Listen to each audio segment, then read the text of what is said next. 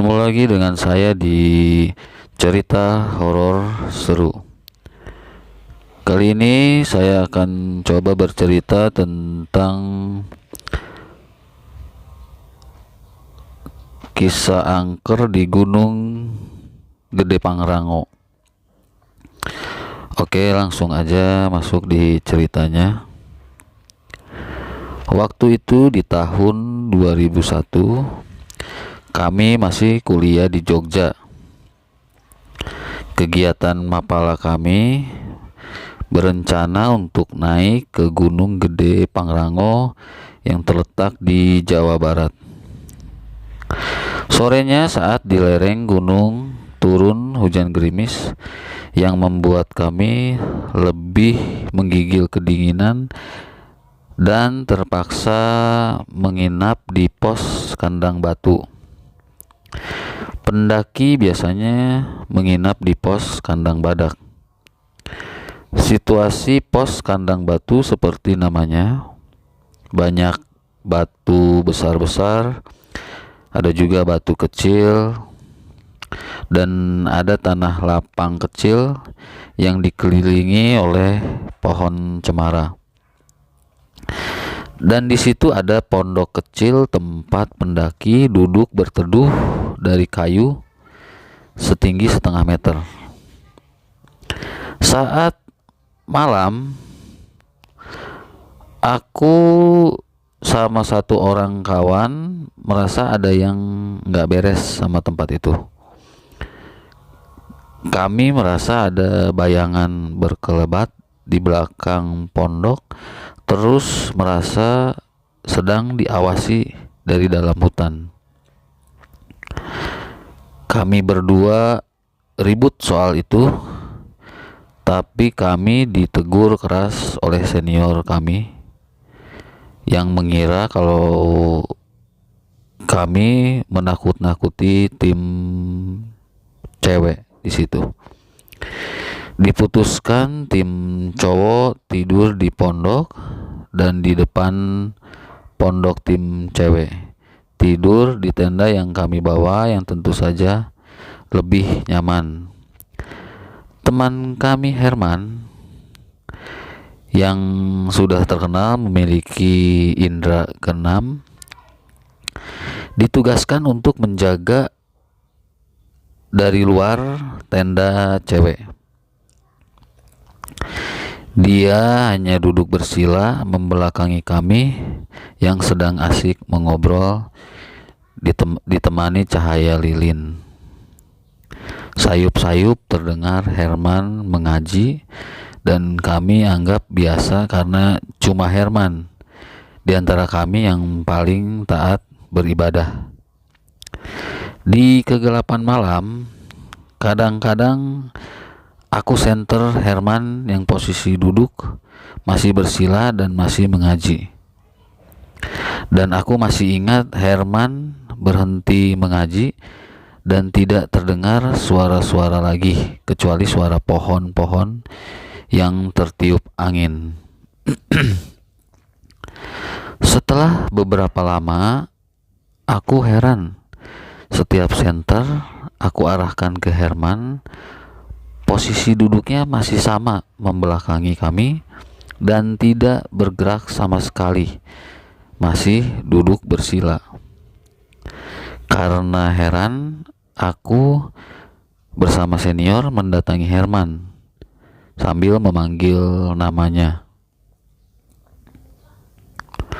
Setelah kami sentuh Herman, tiba-tiba Herman terjatuh rebahan, tetapi masih dalam posisi duduk bersila, seperti beku. Suasana jadi kacau balau. Kami kira Herman mati hipotermia. Kami angkat Herman ke dalam pondok. Beberapa lama kemudian, tiba-tiba Herman menyeringai dan berkata, "Kalian jangan macam-macam di sini. Di sini adalah tempatku." Setelah itu Herman pingsan. Kawan-kawan yang lain langsung berdoa dan membaca ayat-ayat Al-Quran. Aku sempat lihat situasi saat itu. Saat itu adalah jam 22.30 malam. Tidak ada suara jangkrik seperti biasanya, dan tidak ada suara pohon yang tertiup angin juga. Tidak ada juga pendaki lain yang lewat. Padahal selama perjalanan naik, kami sangat sering berpapasan dengan banyak pendaki lainnya. Hawanya juga aneh, tidak ada suara apa-apa selain suara air yang menetes dari atap pondok. Kami seperti dikurung dan dikucilkan dari dunia luar. Selain cahaya senter dan lilin di pondok, di luar sana cuma ada kegelapan. Herman sadar, tapi matanya nanar melihat kami sekeliling sambil nyengir aneh. Setelah beberapa lama, Herman sadar. Aku lihat jam. Ternyata sudah jam 12:30 malam.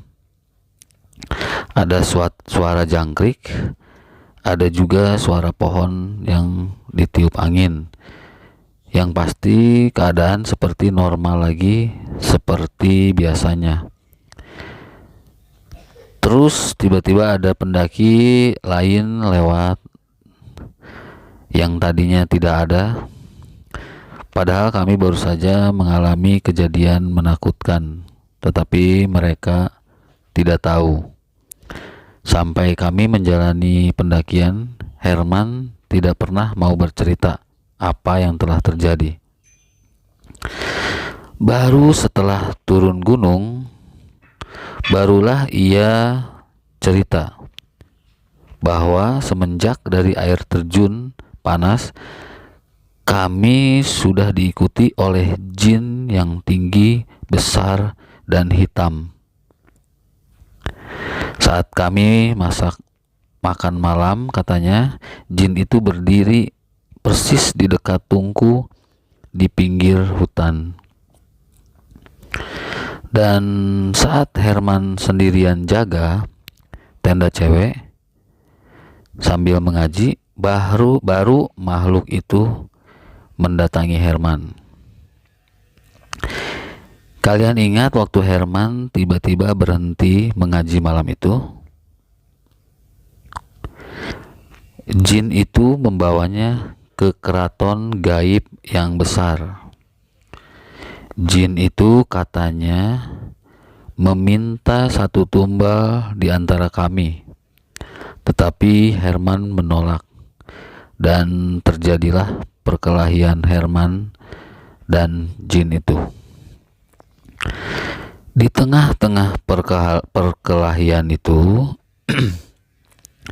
tiba-tiba Herman dibantu oleh Pangeran Surya Kencana. Sebelum naik gunung, kami tidak tahu siapa itu Pangeran Surya Kencana. Kata anak-anak Montana yang biasa turun naik Gunung Gede Pangrango, Pangeran Surya Kencana yang menolong Herman adalah penjaga atau penunggu Gunung Gede itu, dan cuma kami yang berani nginap di pos kandang batu. Oke, sampai di sini cerita tentang kengerian atau keseraman di Gunung Gede Pangrango. Sampai bertemu lagi di cerita horor seru lainnya. Terima kasih.